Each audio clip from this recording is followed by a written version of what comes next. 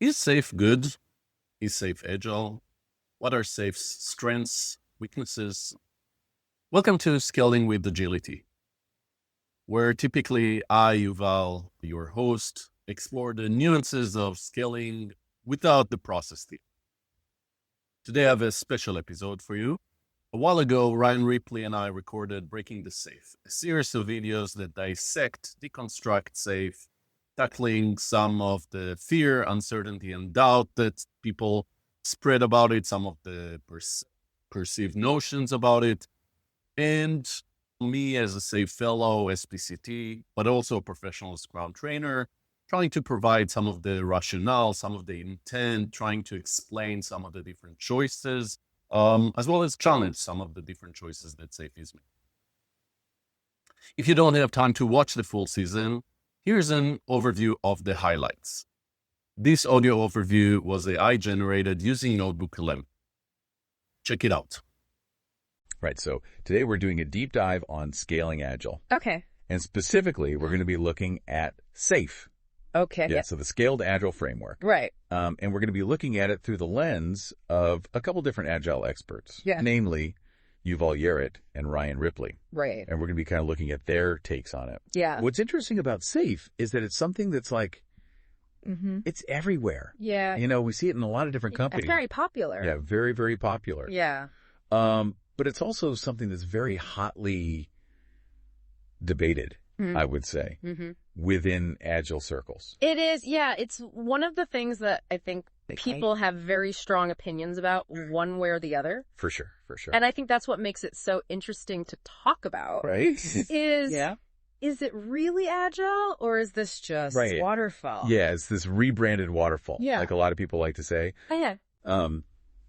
So I think to get us started, it would be good to just kind of understand, like, why is SAFe so popular to begin with? Yeah. Because it's not like this is some niche thing. No. You know, it's everywhere. There's a reason why people are talking about this. Yeah. And I think one of the big reasons is because it gives you that recipe. Okay. It gives you, here's how you do it. Okay. It gives you those roles. It gives you those ceremonies. It gives you those kind of different cadences to get things done. And so when you're in a large organization and you're used to that kind of recipe of here's how we do work, it feels very comfortable. Right. And it's giving you that roadmap. Yeah. Which a lot of people. Yeah. Especially when they're first starting out with agile. Right. Because it can be kind of daunting. For sure. For sure. Like, where do I even start? Yeah. Especially if I've got hundreds of developers. Right. And, all these different... Like you've got multiple product lines. Yeah. And like, how do you even begin to wrangle that? Yeah. And executives are asking you, how are we doing? Right. What's the progress? When can we expect this? Right. Exactly. And they want to see it on a Gantt chart. Yeah. They want to understand those dependencies. Right. So I think that's a big part of the appeal is that it gives you that recipe that a lot of organizations are looking for. Right. And it seems to check that box of being agile. Yeah. But also having that structure. Exactly. But the question then becomes, is that actually agile? Yeah. Or are we just kind of slapping a new label on something that's fundamentally the same as what we've always done? Right. Are we putting agile lipstick on a waterfall pig? There you go. There you go. Right. And that's where those critiques of it being rebranded waterfall start to have some weight, I think. Right. It can create this environment where you're so focused on the structure that you lose sight of those agile principles. Right. So you mentioned this idea of structure. And I think that's something that we see very clearly in SAFe's approach to things like PI planning. Right. Program increment planning. Yeah. And, for folks who might not be familiar, that's SAFe's way of basically getting all your teams on the same page. Aligned, yeah. On a shared plan. Right. So you're taking like this big time box, which is often like 3 months. Right. Typically. And you're trying to figure out, okay, like how do we coordinate all these different teams to work together? Yep. And that can be really powerful, especially when you've got all these dependencies. Right. But it also introduces this risk of doing too much upfront planning. Right. And that's where some of the critics come in. Exactly. And they say, like, hold on a second. Like, agile is all about being adaptable, being flexible. Right. Responding to change. And if we're locking ourselves into these big 3-month plans, right, are we really doing that? Right. And you see examples of this playing out in the real world. Right. I mean, you look at what happened with Southwest Airlines last year with their holiday meltdown. The holiday travel meltdown. Yeah. I mean, obviously there were a lot of factors at play there. Their technology was outdated. Yeah. A lot of people pointed to their use of SAFe. They did. As a potential contributing factor. Because they had potentially planned themselves into a corner. Right. And so they weren't able to adapt when things inevitably went wrong. And they did go wrong. Yeah. Yeah. And I think, to be fair, to kind of play devil's advocate here, even proponents of SAFe would say that, you shouldn't be treating these plans as set in stone. Exactly right. They're not. It should be a guide. Right. It's a starting point. Right. It's not the end all be all. Exactly. Right? And so there's this emphasis on continuous improvement. Yep. Regular checkpoints, feedback loops. Yep.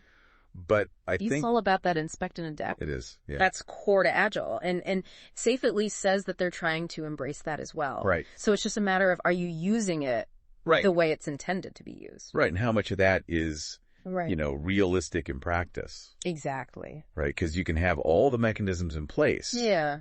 But if you're not actually using them, if you're not actually embodying those principles, then it's just kind of... And it's just theater. Yeah, it's just for show. Yeah. And so I think that's, one of the big questions with SAFe is, how do you strike that balance between having enough structure to coordinate effectively, but not so much structure that you lose that adaptability? Exactly. It's that delicate dance of finding the right amount of process. It is for your context. It is, for sure. And that's going to be different for every organization. Exactly. And it might even be different for different teams within the same organization. Absolutely. And I think, that kind of leads us to this bigger question of the role of leadership in all of this. Yeah. Because it's one thing to have a framework. Right. It's another thing to actually implement it in a way that embraces those agile principles. That enables those agile principles. Yeah. Not just as it does. Right. And that's really where the rubber meets the road. It is, yeah. With SAFe. Yeah. Is how much are those leaders bought into the why? The why. The why behind Agile. Are they just doing this because it's the latest buzzword? Is it a way to get something faster? Right. Are they just chasing... Cheaper? Right. Right. Or are they actually trying to create a culture? Right. Are they trying to change the way they think about work? Right. Fundamentally. Exactly. And I think that's something that we'll see come up again and again as we kind of unpack some of these other more controversial aspects of SAFe, like the redefined role of the Scrum Master. Yeah. And the fractured product owner, both of which have caused a lot of debate. A lot of debate. Yes. A lot of strong opinions. Yes, very much so. We'll dive into those right after this. So we're back and ready to unpack some of those more controversial aspects of SAFe that we kind of hinted at. Yeah. And I think a good place to start is with the role of the Scrum Master. Okay. Because this is one where SAFe does things a little bit differently than what you might see in... Yeah, than kind of traditional Scrum. Yeah, traditional Scrum. Yeah. And this has led to a lot of... Controversy. Yeah. Because, the term project manager in disguise gets thrown around a lot. It does. And you can understand why when you start to look at, what is a Scrum Master in SAFe. Yeah, give us the rundown. What are they actually doing? Yeah. So, in Scrum, the Scrum Master is really there to serve the team, to remove impediments, to help the team kind of gel as a unit. Right. And really embrace those Scrum values. Right, to be that coach, to be that facilitator. Exactly, Yeah. to be that shield almost from the rest of the organization. Protecting the team. Exactly. Yeah. But in SAFe, they take on some additional responsibilities. What kind of stuff are we talking about here? So they might be responsible for coordinating with other teams. Okay. They might be responsible for facilitating some of those larger SAFe ceremonies. Okay. Like PI planning. Right. They might even be responsible for managing up. Okay. To some degree. Interesting. So, shielding the team from outside interference, but also kind of managing those expectations. Okay, so there's this element of reporting and... Yeah, there's definitely a reporting element, and so you can see where that starts to feel a little bit. Yeah, it's a lot more than just serving the team. It's a lot more project management. Right, and so for a lot of people in the Agile community, they see that and they say, hold on a second. That kind of goes against the whole point of self-managing team. Yeah, if we're trying to create these teams that are empowered to make their own decisions, right? Why are we giving them a project manager? in a different guise. It's like we're taking a step back. Exactly. And instead of forward. Yeah, and it creates this weird tension. Right. Where the Scrum Master is kind of caught in the middle. Right. Is it about serving the team, or is it about adhering to the safe structure? Exactly. Are you the coach or are you the referee? Right. You know, and it's hard to be both. It is. It is. Right. So how does SAFE kind of address that criticism? Because I'm sure they've heard that before. They have. And I think their perspective is, yeah, you know, we're trying to meet organizations where they are. Okay. And the reality is a lot of organizations aren't ready to just flip the switch. Right. And suddenly have these completely self-managing teams. It's too much of a culture shock. It's a huge culture shock. Yeah.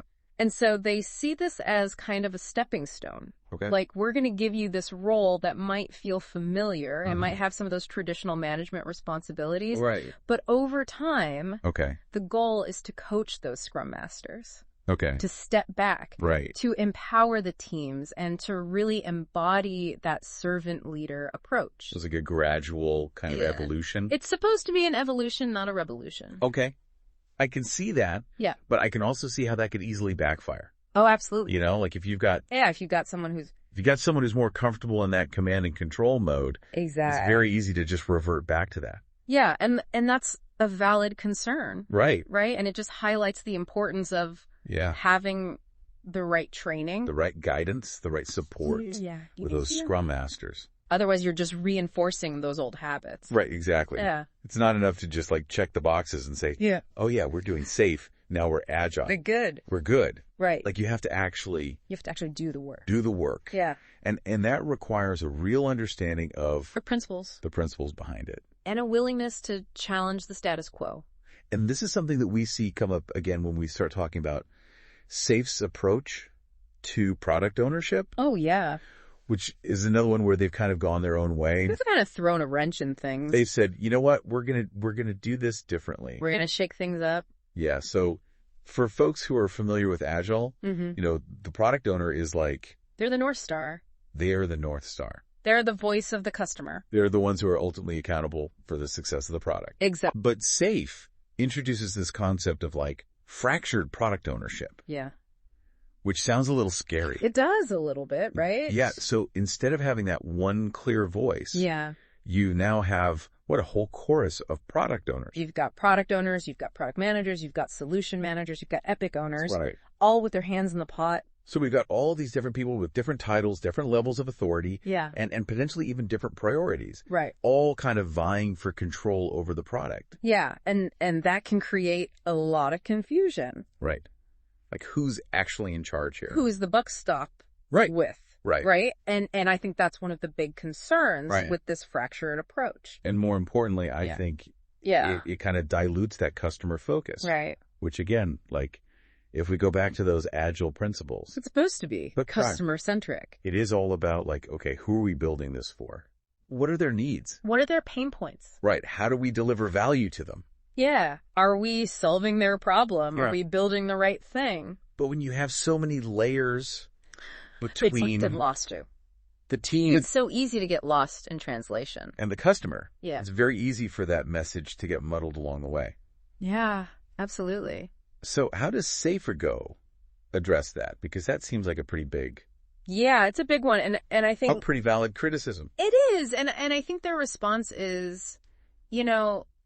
Yeah. Again, we're trying to meet organizations where they are. Okay. And the reality is a lot of these large organizations already have these layers. They have these hierarchies in place. They've got these existing decision-making structures. Right. So it's less about like, let's blow it all up and start from scratch. Right. And more about like, how do we work within... How do we make this? The existing system. Right. Which, I mean, I can see the logic there. It's pragmatic. It is pragmatic. Right. But the question then becomes like, at what cost? Right. Like, are you really embracing agile? Right. Are we just kind of Are we just slapping a new label on the same old thing, just with more steps? Exactly.